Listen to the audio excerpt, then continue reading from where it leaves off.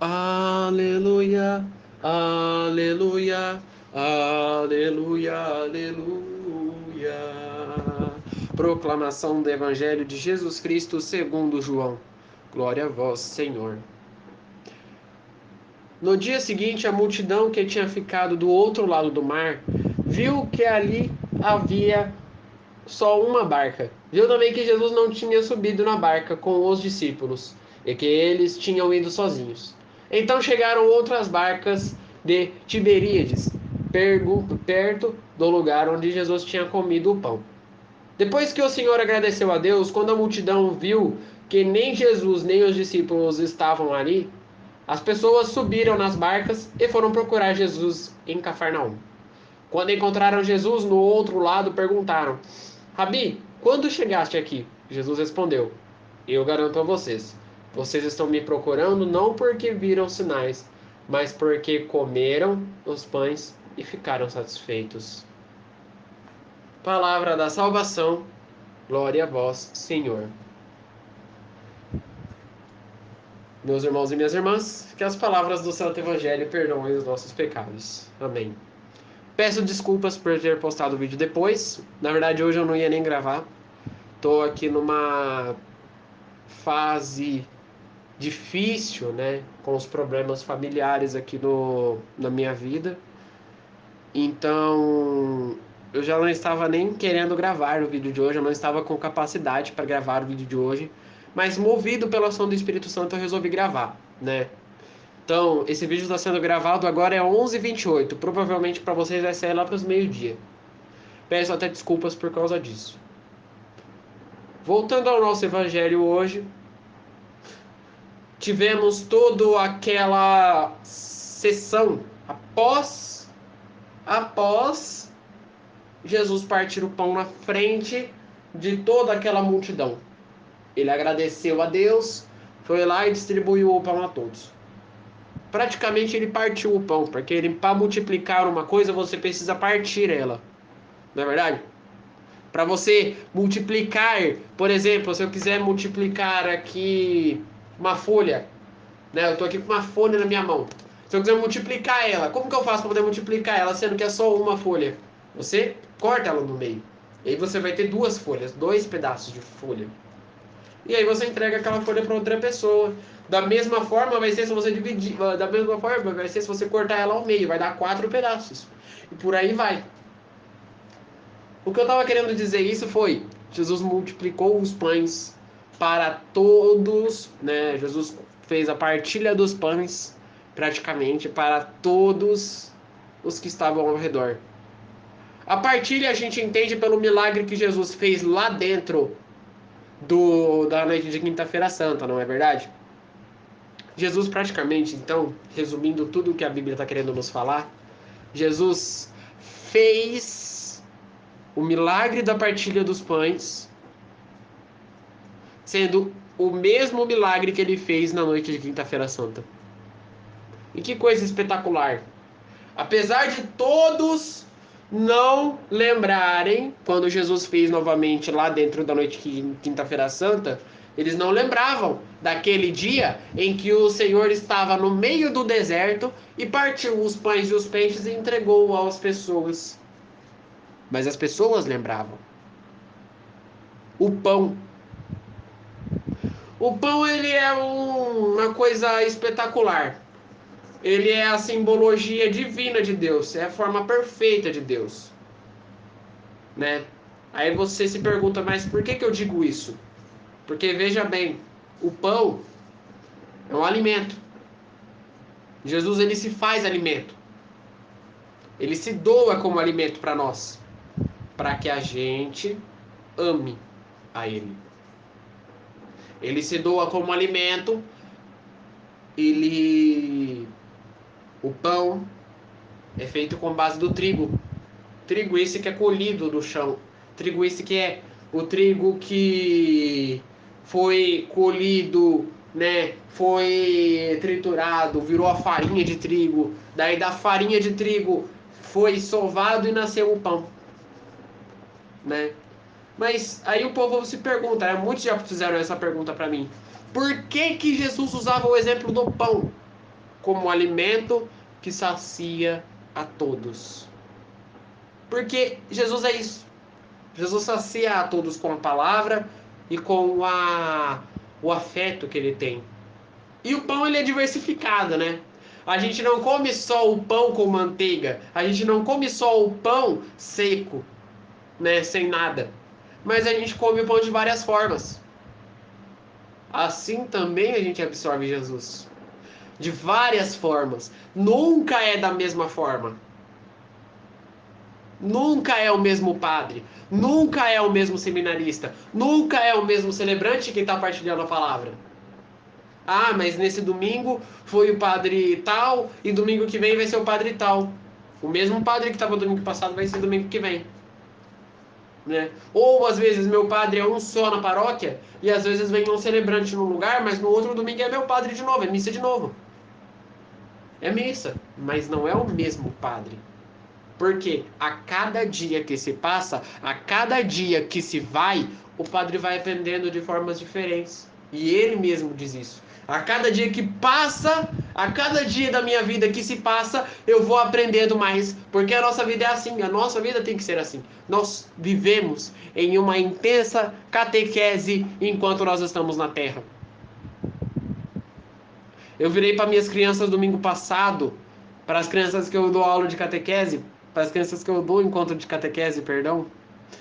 E eu virei para elas e falei assim: vocês sabem que vocês saindo daqui, vocês não vão sair da catequese em si, né?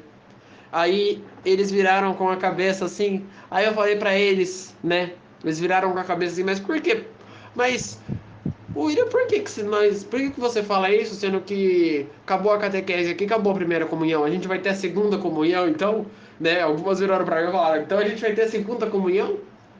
Vai ser você que vai dar também? Aí eu virei para elas e falei assim, gente, a nossa vida, ela é uma intensa catequese.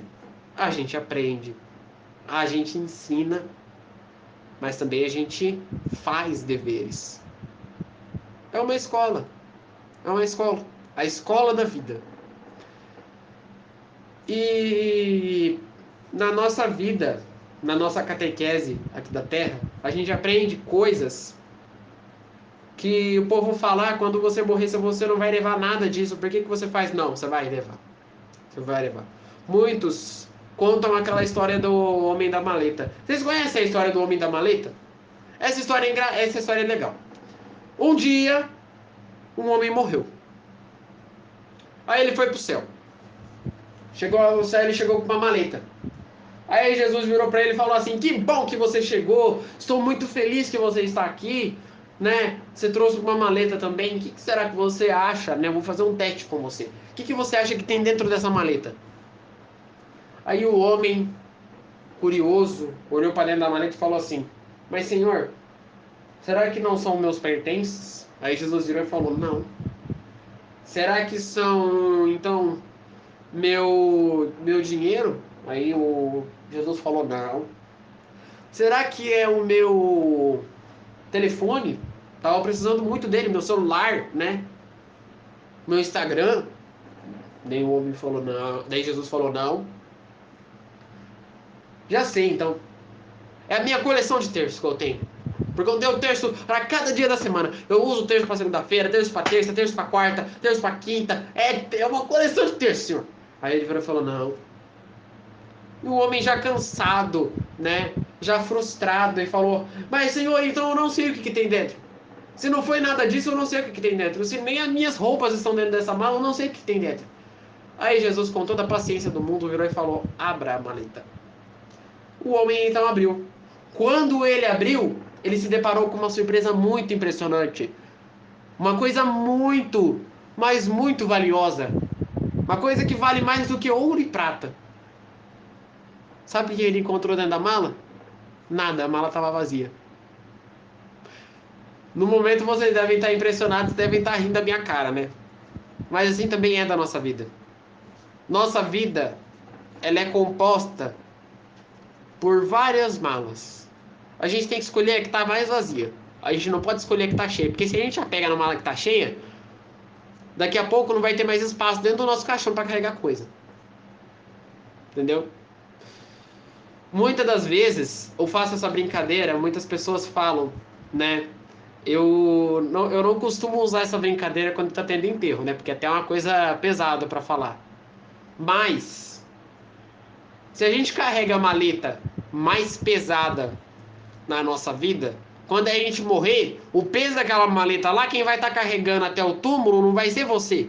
O peso daquela maleta, além de você que vai estar carregando quando você subiu lá pro céu, vai ser as pessoas que vão estar carregando seu caixão. Meus irmãos, escolham a maleta vazia. Jesus ensinou os discípulos a escolherem a maleta vazia. A maleta que não tem nada. E aí então,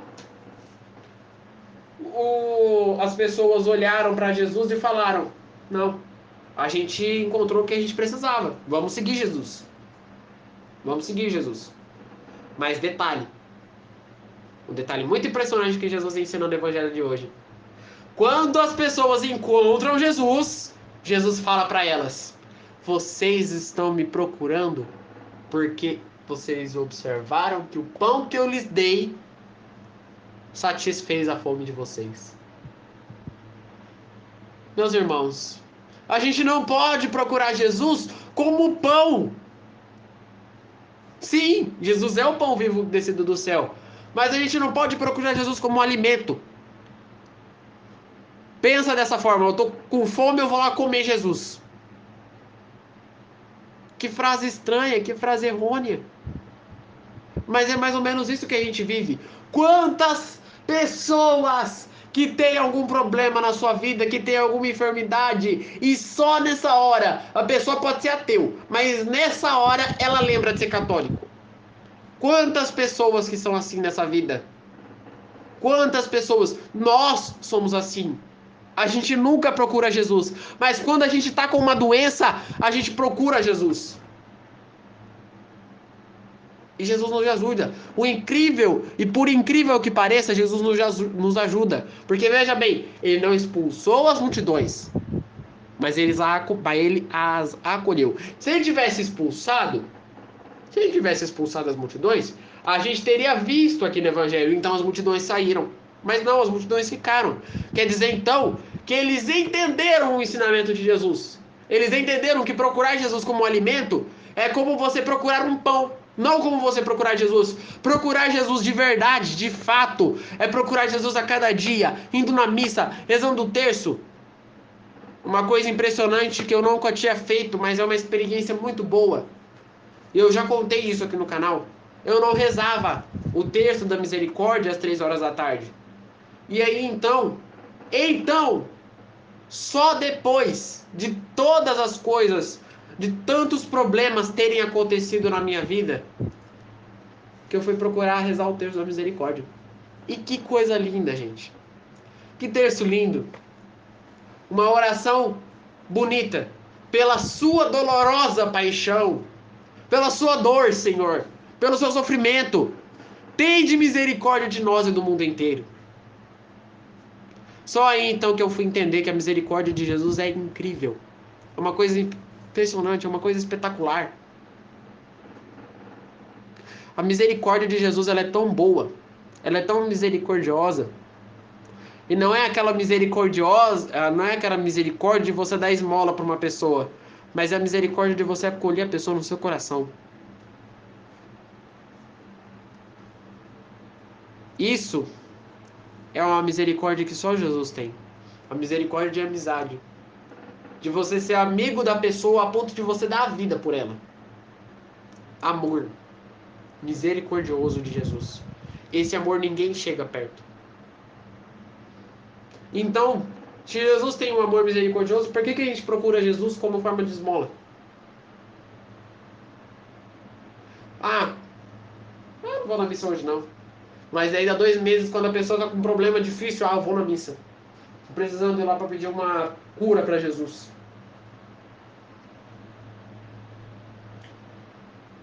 Jesus ele não vai fazer a cura em espontâneo.